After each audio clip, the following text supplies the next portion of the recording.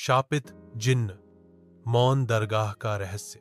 राजस्थान के रेगिस्तान के बीचों बीच एक पुरानी दरगाह थी।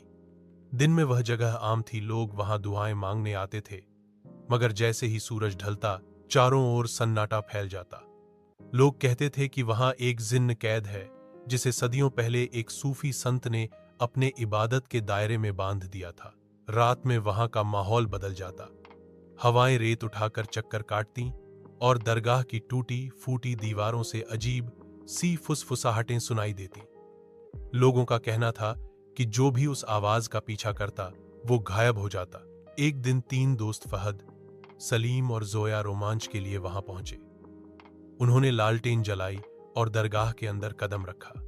जैसे ही उन्होंने अंदर कदम रखा, दरवाजा अपने आप बंद हो गया। फहद को ऐसा लगा कि किसी ने उसके कान में कहा, तुम्हें नहीं आना चाहिए था। सलीम की आंखें फटी रह गईं। उसके सामने रेत से एक लंबा सा काला साया उठ रहा था। उसकी आंखें कोयले जैसी लाल थीं और उसका शरीर इंसानों जैसा, मगर सिर बिल्कुल धुएं से बना हुआ था।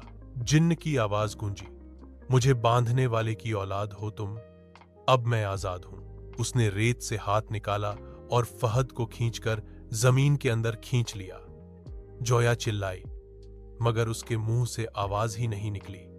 जिन्न की तरफ से फुसफुसाहट आई, तुम्हारी सांसें अब मेरी हैं। जब सुबह हुई, दरगाह फिर से वैसी ही शांत थी, लेकिन अब वहां 3 नए नाम लिखे थे, फहद, सलीम, जोया उनकी कब्रों पर। लोग कहते हैं कि अब रात को वहां 3 अलग अलग आवाजें सुनाई देती हैं, जिनमें एक मर्द, एक औरत और एक जिन्न की फुसफुसाहटें होती हैं।